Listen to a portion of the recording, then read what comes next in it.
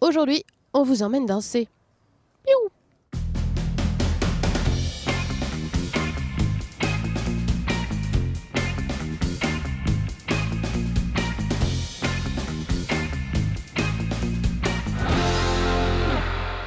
Bonjour à tous, soyez les bienvenus dans Sur Place, l'émission qui se déplace au gré de l'actualité. Aujourd'hui, on vous parle d'un tout nouveau festival. C'est un festival de danse.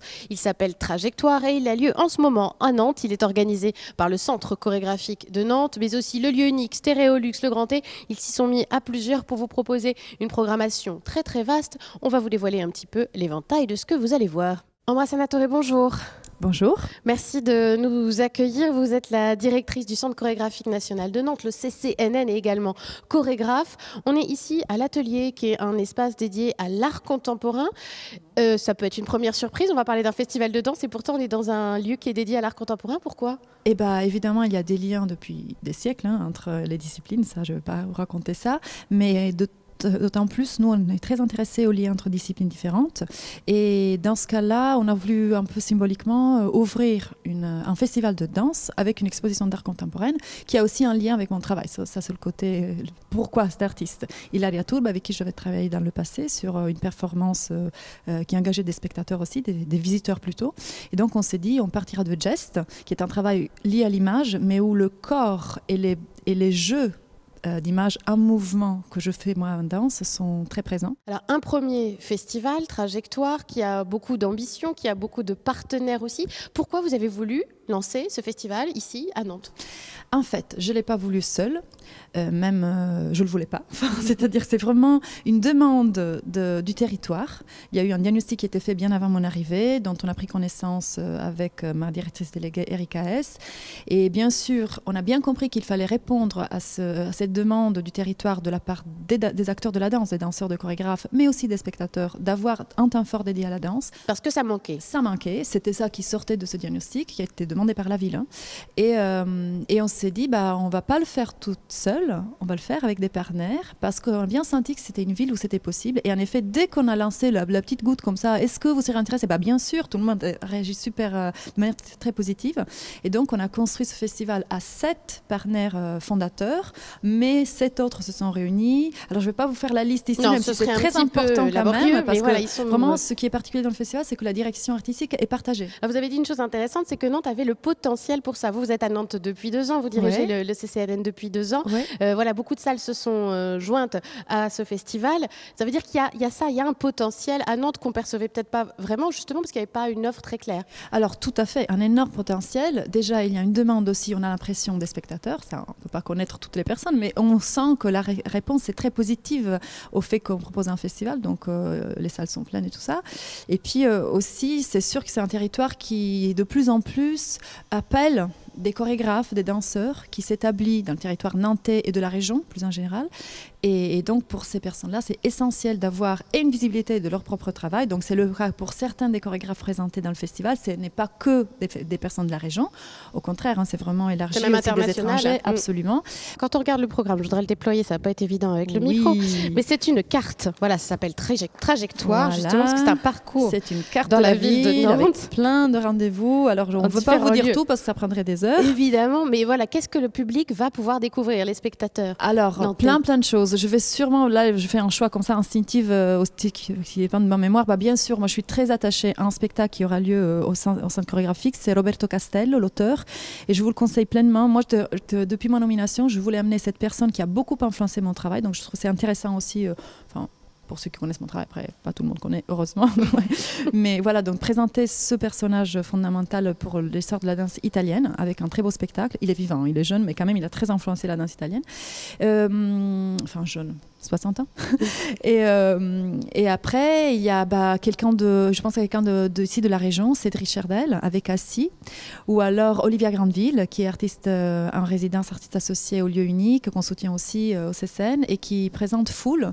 Et je vous cite celui-là parce que ça comporte la participation de 100 danseurs amateurs. Et donc c'est ça aussi, la danse elle est faite par les artistes professionnels, mais aussi dans plusieurs cas, il y a aussi la participation des gens. Alors ce qu'on comprend aussi à travers ce que vous dites, c'est que c'est ouvert à tout le monde. Évidemment, la danse, des fois, ça peut faire peur. On se dit c'est réservé aux initiés, j'ai peut-être pas les clés, j'ai pas les codes. Est-ce qu'il y a aussi dans le programme du festival des propositions ouvertes au grand public qui ne connaîtrait pas la danse et qui serait quand même un peu curieux de la découvrir? Absolument, celle que je viens de citer absolument, mais même plein d'autres. Il y a des parcours au château, des parcours au musée d'art.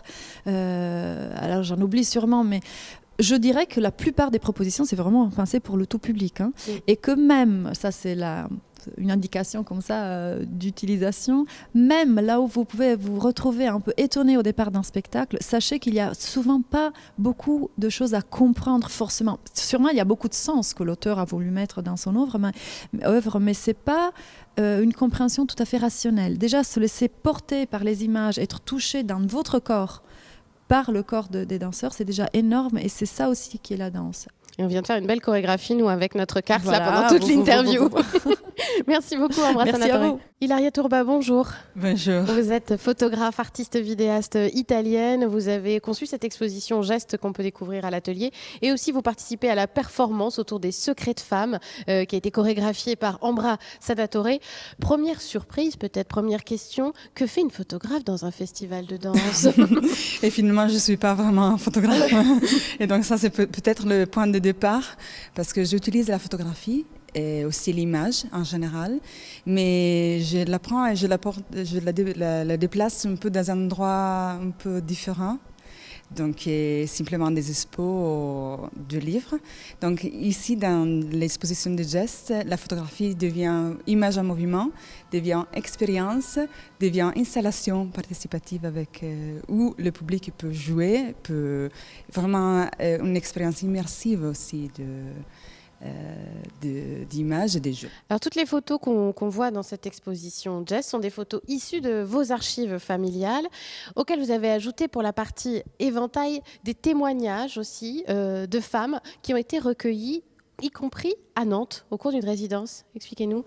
Alors oui, toutes ces images viennent de mon propre archive de famille, donc c'est une petite histoire de la photographie qui recueille 5 générations derrière moi. Donc ça signifie qu'à partir de 1870 jusqu'à moi. Et une image qui c'est une des plus anciennes de ces archives, c'était l'image qui a inspiré l'acte geste, éventail. Donc à partir de ces images, j'ai proposé à Ambra de travailler sur un projet lié à le secret des femmes. Donc, pendant 2 résidences, une à Nantes et une en Italie, on a recueilli plus ou moins une trentaine des histoires qui sont été la base pour la création de la performance. Donc, tout ce qui se passe dans la performance est lié à tous ces secrets qui sont écrits dans l'installation. Cette performance que vous pourrez découvrir tout le week-end ici à l'atelier, puis l'exposition qui est visible toute la semaine. Merci beaucoup. Merci à vous.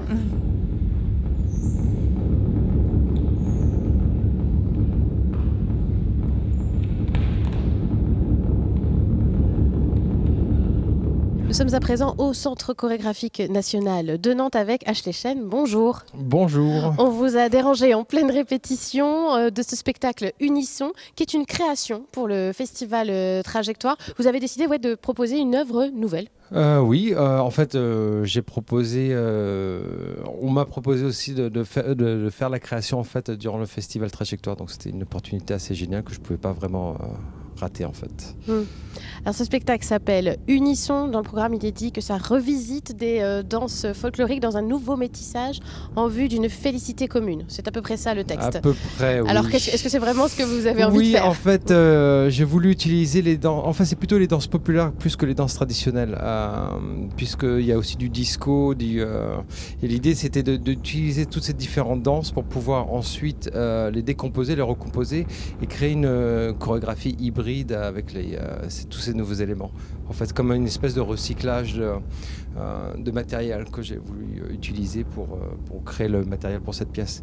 Et c'est vraiment l'idée de montrer la nécessité d'une mixité culturelle, de montrer la nécessité d'une tolérance, de curiosité, d'avoir envie d'expérimenter d'autres manières d'approcher la danse. Donc voilà, c'était un peu le point de départ de la création Unisson. Merci beaucoup, Ashley Chen. Avec plaisir, merci. Je me souviens d'une pièce où quelqu'un disait « je me souviens », qui lui se souvenait d'avoir dansé.